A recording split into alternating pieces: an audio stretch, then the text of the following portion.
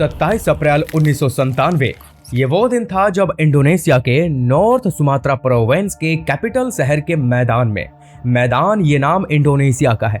उस दिन हर दिन की तरह एक व्यक्ति कुछ भैंस के साथ गांव से खेतों की तरफ उसे चराने के लिए निकल जाता है और उसी दौरान जब वो एक गन्ने के खेत से होकर के गुजर रहा था तो उसका पैर नरम मिट्टी पे पड़ते ही उसका पैर मिट्टी के अंदर चला गया और मिट्टी के नीचे उसके पैरों में कुछ अजीब सा फील हुआ, जैसे कि मिट्टी के नीचे कुछ तो दफन है। और वो फीलिंग बहुत ही अजीब थी जिससे कि वो थोड़ा घबरा गया। पर उसने एक बार तो सोचा कि मैं मिट्टी को हटा करके देखूं कि यहाँ पे क्या दफन है, लेकिन वो काफी ज्यादा डर चुका था। इसीलिए वहां से वो गांव भाग जाता है और गांव के मुखिया को वो बात बताता है उस खेत में ऐसा वैसा कुछ अजीब सा जमीन में दफन है। उससे पहले एक और जरूरी बात ये है कि उस गांव के बहुत सारी महिलाएं रहस्यमय तरीके से लापता होती जा रही थी। शायद इसीलिए बिना देरी किए कुछ लोग और वो मुखिया मिल करके उस खेत पे आते हैं और अब सबके मन में एक अजीब सी घबराहट होने के साथ एक जिज्ञासा भी थी कि उस गन्ने के खेत में आखिरकार ऐसा क्या दफन है। हालांकि लोग अभी गांव से चल करके खेत पर आए थे, लेकिन कोई भी कुदाल या फिर फावड़ा लेकर के नहीं आया था।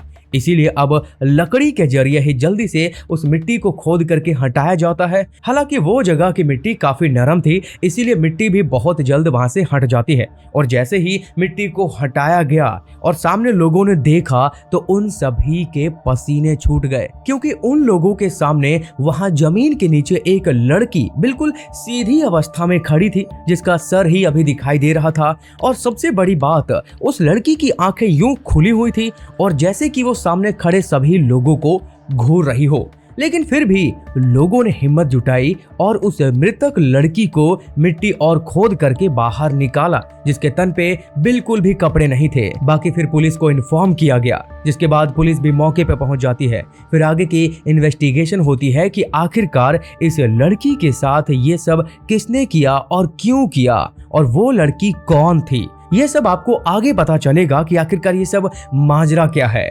यकीन मानो, जो भी कुछ इन्वेस्टिगेशन करने के दौरान सामने निकल करके आता है वो जानने के बाद आपको सिर्फ एक कल्पना ही लगने वाली है कि मैं आपको सिर्फ एक बनावटी कहानी बना करके सुना रहा हूँ, लेकिन ध्यान रहे ये हकीकत है। तो फिर आओ मिल करके शुरू से शुरू करते हैं और जानते हैं देश दुनिया के डार्क रियलिटी। तो ये कहानी शुरू होती है इंडोनेशिया के रहने वाले एक व्यक्ति अहमद सुराद जी से। जी शब्द का इस्तेमाल मैं इसकी रिस्पेक्ट करने के लिए नहीं कर रहा हूं, बल्कि इसके नाम में ही जी है। दरअसल जब ये छोटा हुआ करता था तो इसके पिता लोगों के दुख को दूर करने का काम करते थे और लोग अहमद के पिता को बहुत इज्जत भी देते थे। अब साफ शब्दों में कहूं तो उसके पिता एक जाने माने वहां के तांत्रिक थे, जिसके पास उस गांव के लोग जिस भी विश्वास से आते थे उनका वो विश्वास पूरा हो जाता था। और उसी के साथ अहमद सुराद भी ये सब सीखता जा रहा था। उसकी बढ़ती उम्र के साथ एक दिन उसके पिता इस दुनिया को छोड़ करके चले जाते हैं, जिसके बाद ऐसे ही समय बीतता गया। लेकिन इसी दौरान अहमद एक संगीन अपराध के मामलों में जेल चला जाता है 10 साल के लिए। हालांकि फिर जब जेल से बाहर आता है तो उसे अपनी जीविका चलाने के लिए कुछ तो करना था, तो अब वो वही काम शुरू कर देता है जो कि उसके पिता किया करते थे, यानी कि तंत्र मंत्र टोना टोटका। और जब इसने भी ये काम शुरू किया तो धीरे धीरे अहमद सुराद भी अपने पिता की तरह लोगों में नाम कमाने लगा। वैसे इंडोनेशिया में ये सब एक आम बात हुआ करती थी कि अगर किसी को कोई भी समस्या आती थी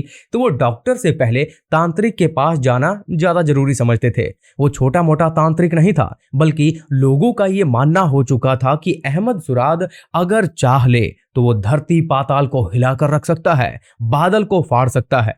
तो इसी बात से आप अंदाजा लगा सकते हैं कि उसकी छवि लोगों के बीच में क्या रही होगी। लोग उस पर आंख बंद करके भरोसा करने लगे थे।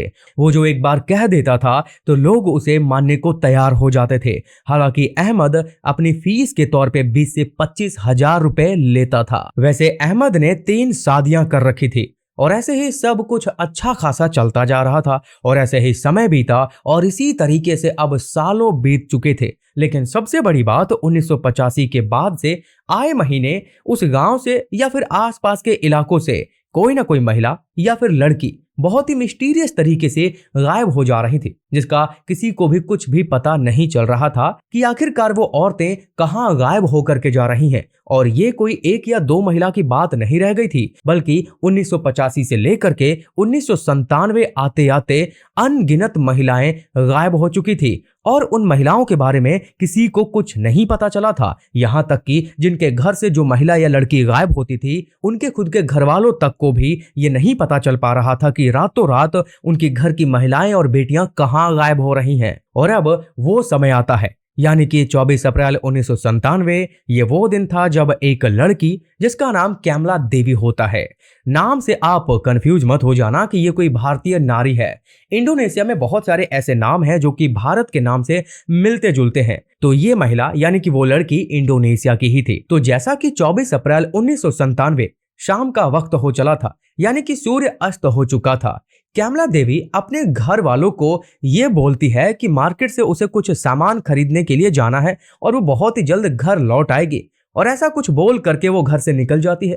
रास्ते में थोड़ी दूर चलने के बाद वो एक रिक्शे वाले को हाथ देकर रोकती है और रिक्शे पे सवार हो जाती है। रिक्शा वाला उससे पूछता है कि मैडम आपको कहाँ जाना है, लेकिन कैमला देवी उसे इसका कोई भी जवाब नहीं देती, बल्कि ये कहती है कि तुम चलते चलो, मैं आपको दाएं बाएं करके रास्ता बताती चलूंगी। फिलहाल तो वो रिक्शे वाला आगे की ओर बढ़ता है, लेकिन जैसे जैसे वो आगे बढ़ता जा रहा था, वह पीछे बैठी कैमला देवी उस रिक्शे वाले को दाएं बाएं करके रास्ता बताती जा रही थी, जिससे कि वो रिक्शे वाला काफी इरिटेट हो गया और थोड़ा गुस्से में आकर के पीछे बैठी उस कैमला देवी से पूछ लेता है कि मैडम आपको जाना कहाँ है, आप मुझे ये बता दो, मैं आपको वहां पहुंचा दूंगा। तब जाकर कैमला देवी ने रिक्शे वाले को बताया कि मुझे दादुक के घर जाना है। दादुक से आप ये समझ सकते हैं कि एक तरह का मुखिया, जो कि अहमद सुराद को वहां के लोगों ने मान रखा था और हर काम में उसकी राय ली जाती थी, इसीलिए वो तांत्रिक होने के साथ उसे एक दादुक की उपाधि लोगों ने दे रखी थी। खैर, जब कैमला देवी ने उस रिक्शे वाले को बता दिया था कि उसे कहाँ जाना है, तब रिक्शे वाले ने सवाल किया कि मैडम आप इतनी रात गए उनके यहाँ क्यों जा रही हैं, कोई परेशानी है क्या? इसके जवाब में देवी ने कहा, यानी कि कैमला देवी ने कहा कि तुम अपने काम से काम रखो। फिर थोड़ी ही देर में रिक्शे वाला देवी को उसके घर के बाहर छोड़ करके वहां से चला जाता है। और अब 3 दिन बीतने के बाद 27 अप्रैल 1997, जिसके बारे में मैंने आपको शुरू में ही बता दिया था कि खेत में किस हालात में एक लड़की जमीन में गड़ी हुई मिली थी, और वो लड़की कोई और नहीं बल्कि 21 साल की कैमला देवी ही थी, जो तब से ठीक 3 दिन पहले रिक्शे वाले ने उसे अहमद सुराद के घर के बाहर छोड़ा था। पर यहाँ पर सवाल यह है कि उसके बाद ऐसा क्या हुआ और उसके साथ ये सब किसने और क्यों किया? तो इसका पहला जवाब तो रिक्शा वाला ही दे सकता था।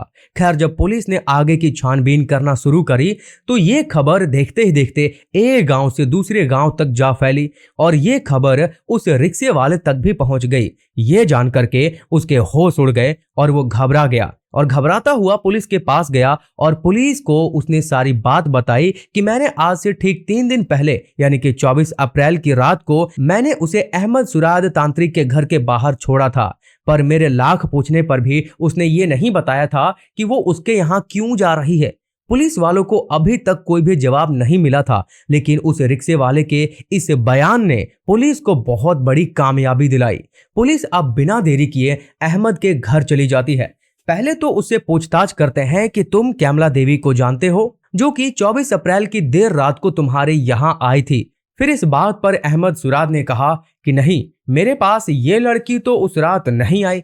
लेकिन यहाँ पर उस रिक्शे वाले ने पूरे विश्वास के साथ फिर से कहा कि मैंने उस रात ठीक इसी के घर के बाहर उस लड़की को छोड़ा था, यानी कि कैमला देवी को। उसके बावजूद भी अहमद मानने को तैयार नहीं था, वो इनकार करता जा रहा था। इसीलिए अब पुलिस वाले बिना देरी किए उस रिक्शे वाले के बयान के आधार पर अहमद सुराद के घर की अच्छे से तलाशी लेती है और तलाशी के दौरान उसी के घर से कैमला देवी के कुछ सामान पाए जाते हैं, जिससे ये बात तो साफ हो जाती है कि कैमला देवी उस रात उस तांत्रिक के घर आई थी। और अब उन्हीं सबूत और उस रिक्शे वाले के बयान के आधार पर उसे उठा लिया जाता है, जिसके बाद उससे पूछताछ अच्छे से करी जाती है। पहले तो अहमद तांत्रिक ने पूरी कोशिश करी अपने आप को बेकसूर बताने की, लेकिन जब पुलिस वालों ने अपने तरीके से पूछताछ करनी शुरू करी तो अहमद सुराद तोते की तरह सब कुछ बताने लगा। दरअसल अहमद सुराद बताता है कि उस रात जब रिक्शे वाला देवी को उसके घर के बाहर छोड़कर चला गया था तो उसके बाद उसी के घर देवी आई थी। अब इसके बाद अहमद देवी के साथ क्या करता है और कैसे करता है, ये जानने से पहले आप उसके पीछे की वजह सुनो कि आखिरकार देवी उस तांत्रिक के घर देर रात गई ही क्यों थी। तो जैसा कि मैंने आपको पहले ही बताया था कि उसके पिता पहले से तांत्रिक हुआ करते थे और आगे चलकर वो भी एक जाना माना तांत्रिक बन गया था और लोगों का विश्वास जीत चुका था। और उसी के साथ लोगों को ये भी लगता था कि अहमद तांत्रिक हमारी हर एक परेशानी का हल कर सकता है। तो ठीक उसी तरीके से देवी को भी ऐसा लग रहा था कि उसकी जो भी परेशानी है वो तांत्रिक हल कर देगा। दरअसल देवी की परेशानी ये थी कि उसकी कुछ समय पहले ही एंगेजमेंट हुई थी, पर कुछ समय बाद ही उसका मंगेतर अब शादी करने से इनकार कर रहा था।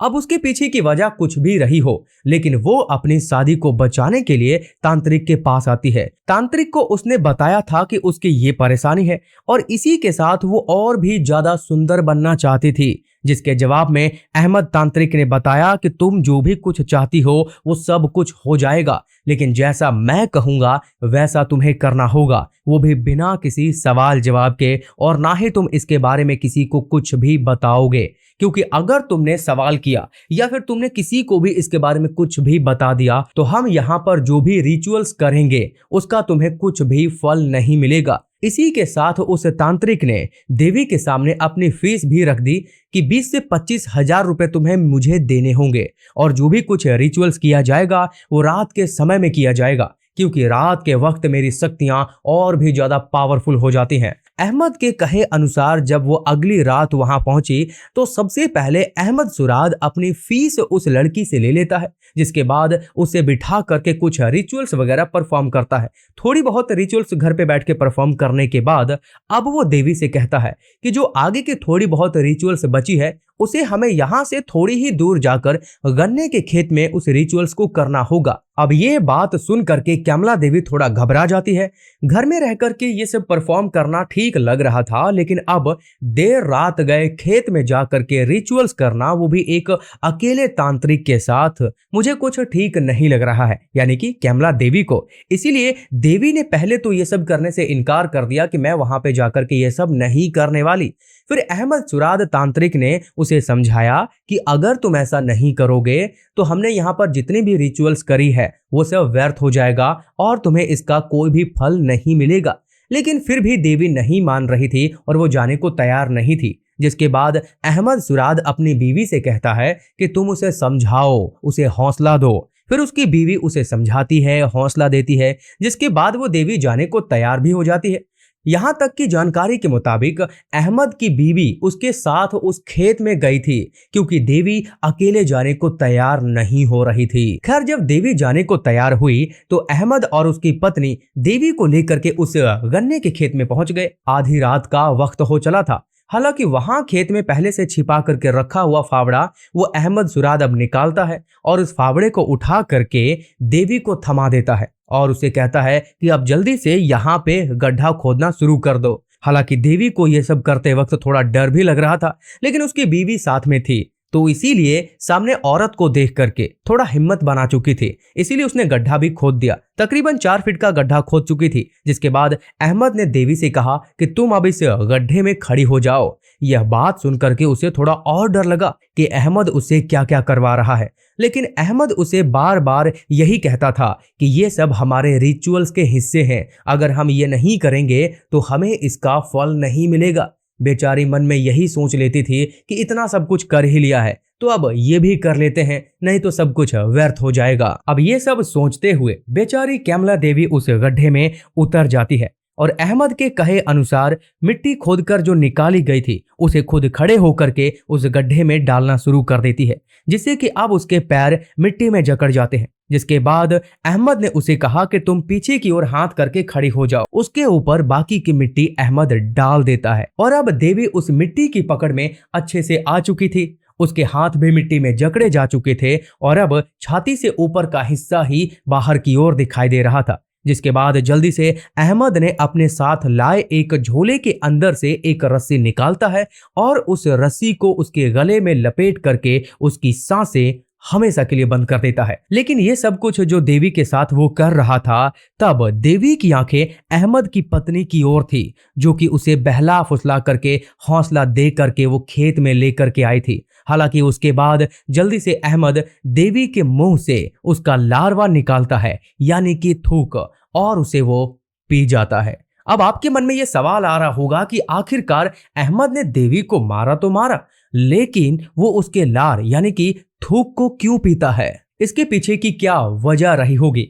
तो इसके पीछे की वजह बताने के साथ अहमद सुराद यहाँ पर एक और हैरान कर देने वाला खुलासा करता है, जिसके बारे में मैंने जब पहली बार सुना था तो मेरे भी होश का ठिकाना नहीं रहा कि 19 के दशक में भी कुछ ऐसा होता था। खैर, जब अहमद ने देवी का लार यानी कि थूक वगैरह पी लिया था, तब उसने मिट्टी वगैरह को हटा करके उसे बाहर निकालता है, फिर गड्ढे को 2-3 फीट और गहरा करता है, जिसके बाद देवी के तन से सारे कपड़े को हटा करके उस गड्ढे में सीधे तौर पे उतार देता है और सारी मिट्टी उसके ऊपर डाल देता है। लेकिन यहाँ पर एक और अजीब बात ये थी कि मृतक देवी की वो आंखों को जबरदस्ती खोलता है और उसके चेहरे को अपने घर की तरफ करके मिट्टी में गाड़ता है। उसके ऊपर जल्दी से मिट्टी वगैरह फिर डाल करके अपनी पत्नी के साथ घर चला जाता है। और अब अहमद ये सब क्यों करता था, यानी कि उसकी आंखें खोल करके उसका चेहरा अपने घर की तरफ क्यों करता था? इसके पीछे की वो वजह बताता है।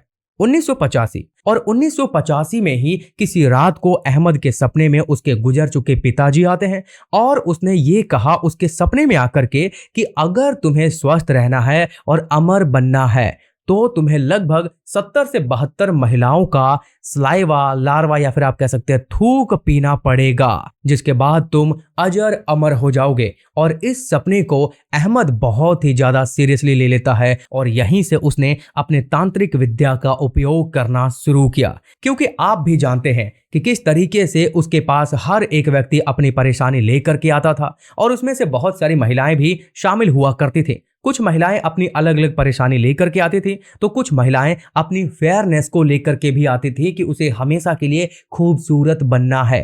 अब परेशानी चाहे कुछ भी हो, यहीं से उसे एक रास्ता दिखाई पड़ा कि वो ऐसा कर सकता है और ऐसा उसने किया भी। जैसा कि मैंने आपको देवी की कहानी बताई, ये सिर्फ देवी की कहानी नहीं थी, बल्कि इससे पहले उसने 40 से भी अधिक महिलाओं को इसी तरीके से अपना शिकार बनाया था और वो थूक वगैरह पिया करता था ये सब करके। और ये सारी बातें उसने पुलिस को खुद बताई थी और उसने ये भी कहा कि गन्ने के खेत में अगर आप अच्छे से जांच करोगे तो आपको 40 से भी ज्यादा उन सभी के अवशेष मिलेंगे। यहाँ पर अहमद ने ये भी बताया कि जितने भी महिलाओं को उसने अपना शिकार बनाया था, उन सभी की आंखों को वो जबरदस्ती खोल करके उसके चेहरे को अपने घर की तरफ इसलिए करके रखता था क्योंकि उसे ऐसा लगता था कि ऐसा करने से उसकी शक्तियां बढ़ती रहेंगी। अब ये सारी बातें सुनने के बाद पुलिस वालों के होश उड़ गए कि पिछले 11 सालों से लेकर इसने अभी तक 40 से भी अधिक महिलाओं को अपना शिकार बना लिया।